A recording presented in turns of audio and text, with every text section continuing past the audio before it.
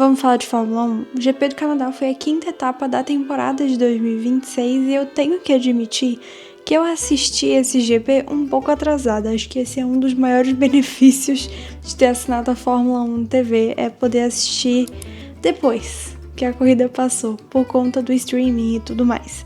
Mas acho que eu fui assistir uns 2 dias depois só, porque naquele final de semana eu simplesmente só dormi. Para esse final de semana, a Pirelli escolheu a gama mais macia de pneus, ou seja, C3, C4 e C5, e de atualização nos carros a gente teve a Mercedes com um packzão de 8, a McLaren com 7, a Red Bull trouxe 4, a Audi trouxe 3, e as outras equipes como Haas, Williams, Racing Bulls, Cadillac e Alpine também trouxeram algumas modificações. A Ferrari dessa vez não trouxe nada, e a Aston Martin é um caso à parte, porque de acordo com o Alonso, eles não estão trazendo nenhuma inovação, porque eles não querem fazer um progresso lento que tu acaba se perdendo no meio. Se eles vão trazer alguma inovação, eles querem trazer um combaço, sabe? Esse foi um final de semana de corrida sprint, então naturalmente esse vídeo vai ser um pouco mais longo e a gente teve um TL único. Bem no início dele, o Colapinto já teve um problema com os aceleradores do carro, ele conseguiu guiar ele até os boxes, só que ele parou lá no meio e aí os mecânicos tiveram que correr para empurrar o carro porque ele não conseguiu parar lá no spotzinho da equipe. Sinceramente, uma coisa que me irrita muito é que quando eu comecei a acompanhar a Fórmula 1, os carros não tinham tanto problema mecânico, elétrico, hidráulico e isso e aquilo, e de suspensão e de freio e de... Cara, tudo quanto é problema esses carros vão ter. Eles foram feitos de quê? Latinha? De garrafa PET? Material reciclável? Não tô entendendo. Então, assim, esse treino foi recheado de batida, de carro travado. A gente teve mais um virtual safety car pro Lawson, que simplesmente travou a marcha e ficou lá parado no meio da pista. O Albon bateu, perdeu a frente do carro e foi outro que deu DNF num treino, tá? Vocês entenderam o que eu quis dizer com DNF também. Nisso deu uma bandeira vermelha e por ser um TL único, a FIA decidiu estender ele por mais 15 minutos. O Ocon também bateu feio e assim, foi uma batida bem estranha, o carro simplesmente deslizou e aí deu mais uma bandeira vermelha. Não sei se vocês viram, mas eles também estavam comentando na transmissão de que a casa do Alain Prost na Suíça foi invadida e aí eles foram atrás de queremos o cofre da família e tudo mais. O Alain Prost foi pra cima dos caras, os caras deram uma, machucada superficial nele, tá tudo bem, mas a família inteira já foi pra Dubai pra, se esconder e se sentir um pouco mais segura também. Pra quali da sprint, a gente já começou o SQ1 basicamente desfalcado, porque a equipe, no caso a Williams, não conseguiu consertar o carro do Albon a tempo. Eles tiveram que trocar motor, unidade de potência, caixa de marcha, enfim, simplesmente não deu tempo de consertar o carro. E o Lawson, antes de começar, de entrar na pista, sair do box e tudo mais, descobriram um problema hidráulico no carro. Olha só, gente, eu acho que simplesmente assim, Deus tira de um potinho sorteado, que nem eu faço com os livros no Clube do Livro, e diz, qual vai ser o problema? Num potinho aí tem lá hidráulico, elétrico, de freio, piriri pororó, caixa de câmbio vai quebrar aleatoriamente. E aí em outro potinho ele tem as equipes, entendeu? E o piloto. Aí, incrível. O Alonso acabou dando umas bitocas ali na parede, o Hamilton tava muito forte e o Gasly, na hora de sair do box ali no final do SQ1, simplesmente passou por fora e ultrapassou todo mundo também. Dos eliminados, a gente não teve nada novo sobre o sol. É um resumo de Aston Martin, Cadillac e equipes do meio. Geralmente é isso. E os 2 últimos lugares, claro, Lawson e Albon, que nem saíram do box. O Alonso, ele passou para XQ2, apesar dele ter dado aquela batida feia na parede, porque ele já tinha feito um tempo de volta que ficou acima dos 15, 16. Desde que entrou a equipe nova, eu não... sempre esqueço, sempre tem que anotar, sempre tem que estar lendo. Uma coisa do SQ2 é que eu sempre fico nervosa com todo mundo saindo no último minuto. É um negócio que, assim, me agonia muito. Entendo a questão de gestão de pneus e piriri pororó todo, mas me agonia. E eu tenho todo o direito de ficar agoniada com isso. Agora sim, a gente teve o Alonso eliminado e se eles tivessem conseguido consertar o carro, eu não diria que eles são mecânicos, eles são fada madrinha em nível Cinderela mesmo. No SQ3, como o objetivo é a pole position, tá todo mundo ali no máximo do carro, da pista, da velocidade, da própria capacidade. E aí eu acho que no fundo eles estão ouvindo dentro do capacete alguma coisa estilo Tokyo Drift, porque eles começam a perder a traseira do carro muito fácil, subir nas zebras, aí é roda travando, tudo que pode acontecer.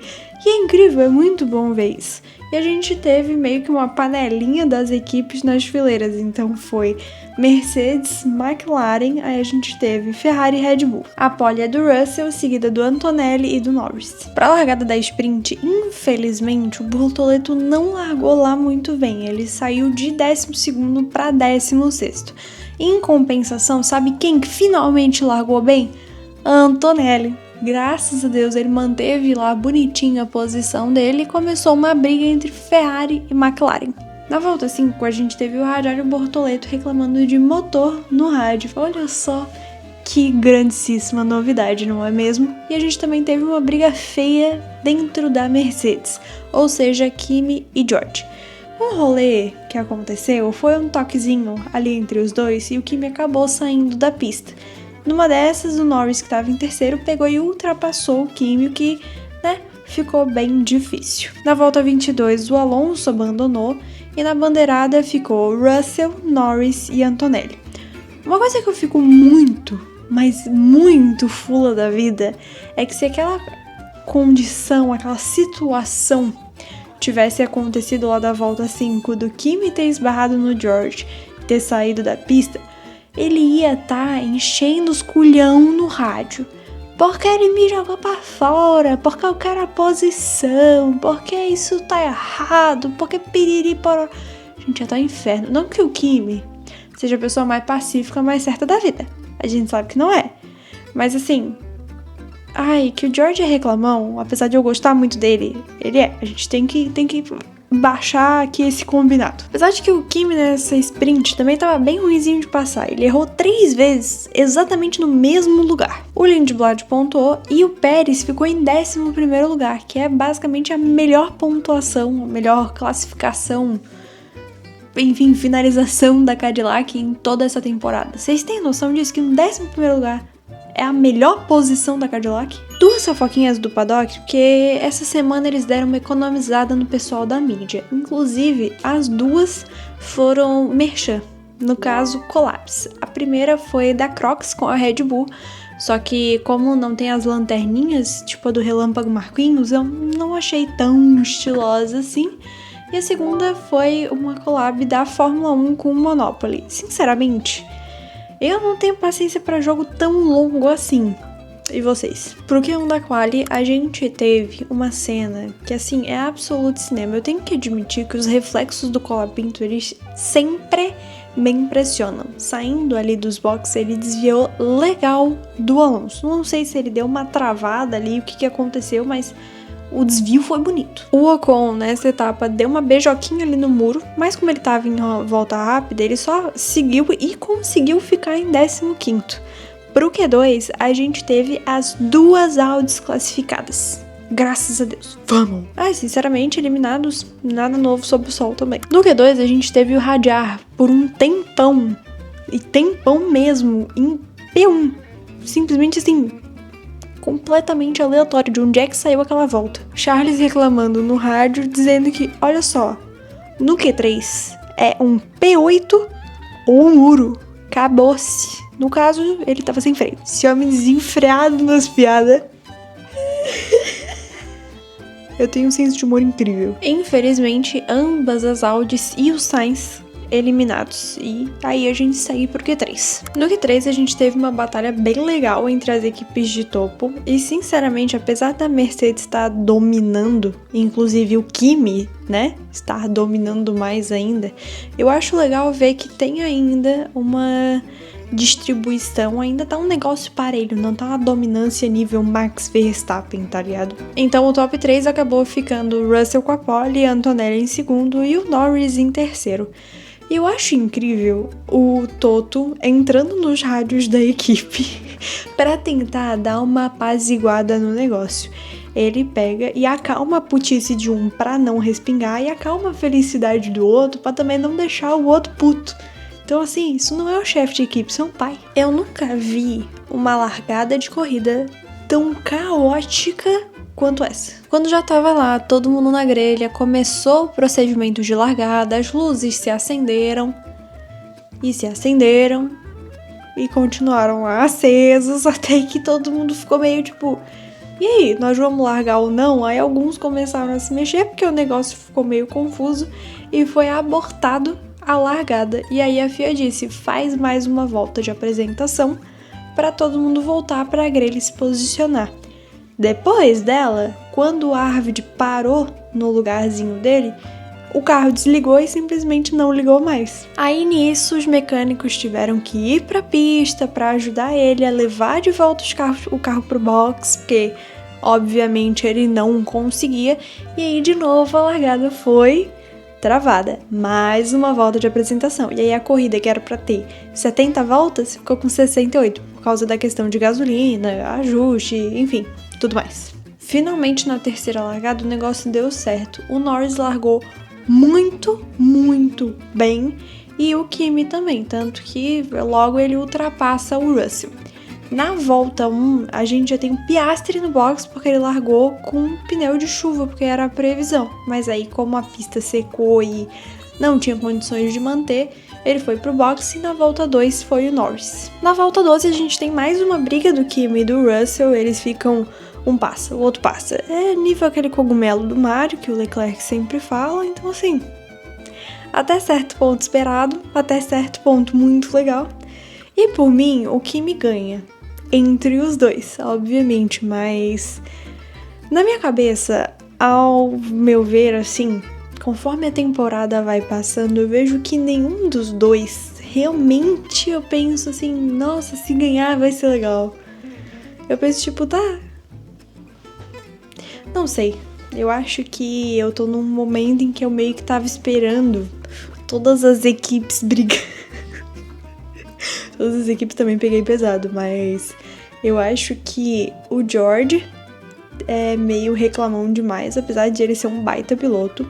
E o Kimi é super novo, então assim, é legal o sangue nos olhos que ele tem pra correr, porque o sonho dele foi recém-realizado, ele ainda não é que não caiu a ficha, mas não é uma coisa que é tão rotineira dele. Claro, já tá 1 ano na Fórmula 1, já é o 2º ano na categoria, etc. Mas ainda assim é uma questão que é mais... brilha os olhos dele, sabe? O Russell já tá há um tempo na pista e tudo mais, então não são pilotos em que eu penso assim, pô, nossa, incríveis campeões. É uma coisa um tanto quanto mais, tipo, legal, mas não seriam minhas primeiras escolhas para campeões do campeonato. Na volta 13, o Piastri bateu no Albon e tomou uma punição de 10 segundos. O Albon acabou dando um DNF e o Piastri já pagou a penalização rapidinho. Na volta 30, a gente teve uma imagem incrível, que foi do Russell puto da vida, porque o carro fumou. Tipo assim, começou a sair fumaça, ele teve que parar, e ele começou a jogar as coisas na pista, tirou aquele negócio do pescoço e jogou longe, piriri pororó. Ele não deu mais trabalho para os marshals e bem feito, porque tomou uma multa de 5.000 euros por ter feito isso. Na volta 40, o Norris imagina que teve um problema de câmbio e aí deu um DNF. E na volta 43, a gente teve o DNF do Pérez, que o carro simplesmente quebrou sozinho. Morreu. Na 62, eu tenho que admitir que, assim, é muito bom ver o George e o Kimi brigando, porque são os líderes do campeonato, é a equipe dominante, estão dentro da mesma equipe, então é legal de ver a briga deles, porque ao mesmo tempo eles têm que levar o carro para casa, têm que levar um campeonato para casa de construtores, que é o que de fato bota dinheiro no bolso da equipe para fazer carro e, né, toda essa questão. Só que as brigas que são realmente boas, quem tá servindo de entretenimento é o Max e o Lewis. Na bandeirada, o Antonelli ganhou, em seguida o Hamilton e o Verstappen. Uma coisa que foi muito legal no pódio foi quando o Verstappen e o Hamilton colocaram o Antonelli no ombro e levantaram ele, assim, foi realmente muito legal. E ele é o primeiro piloto a ganhar as 4 primeiras corridas seguidas da carreira. Inclusive, nesse meio tempo, eu vi, depois da corrida, que o Lando ganhou um prêmio de piloto revelação e piriri pororó, e eu fico tipo... Imagino que esse prêmio seja relacionado ao ano passado, porque se não... No ano que vem tem que ser o Kimi, porque o que ele tá fazendo é história. Olha, o Helmut Marko acertou muito trazendo o Max, e o Toto acertou absurdamente no Kimi. Aí o pessoal até fala, eu vi um comentário desse, na verdade, na internet. Imagina Max Verstappen e Kimi Antonelli na mesma equipe. Claro, seriam muito fortes, seriam dominantes e tal, mas o que ia dar de picuinha lá dentro? Porque o Kimi já não aceita que o George ser segundo piloto. Tá, que pra diva eu também não aceitaria. Mas o Max vai engolir o Kimi também. Vai ficar meio que aquele ciclo da cobra, sabe? Que é ela meio que se engolindo a si própria. Loucura. Talvez sejam duas cobras nesse caso, né? Uma comendo o rabo da outra. Mas seria muita loucura de fato ter esses dois na mesma equipe. Eu não sei, eu juro, como é que o Lewis e o Charles se dão bem.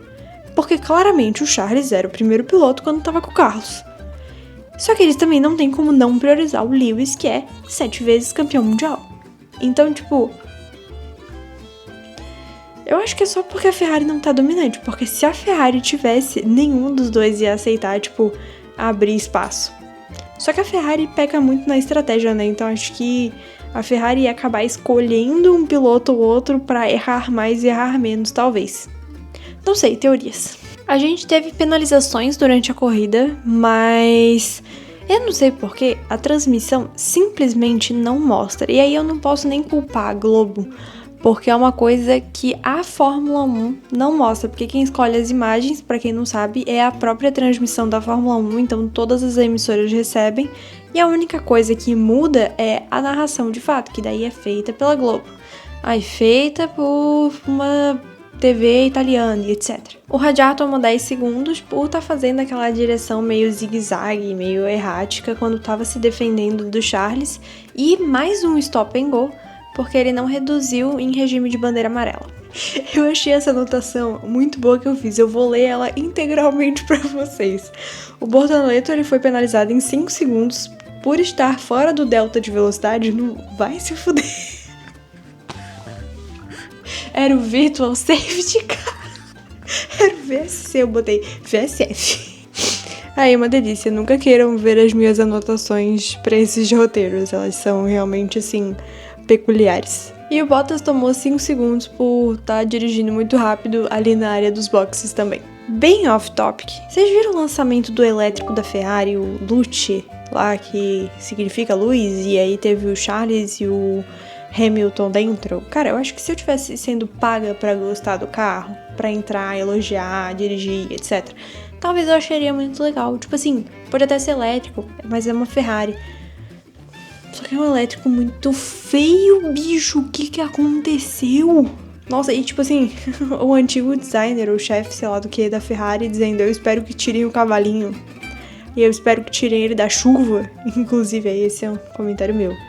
Mas, cara, deu pra entender a desvalorização que a marca sofreu. Absurda, porque esse carro ficou ridículo. Não faz sentido pra Ferrari. Ficou assim, cara, foi uma cruza de azul, céu com BYD e meteram a Ferrari lá no meio. Não sei nem como é que conseguiram essa collab. Sinceramente, parece um Dolphin Mini. E é isso, no máximo, entendeu? Ou um mouse azul. O pessoal tem várias imagens, já fizeram vários memes com isso, mas pra mim ficou muito ridículo. Que mundo que a gente tá vivendo, sabe? Enfim, vejo vocês na próxima corrida. Um beijo e até o próximo vídeo.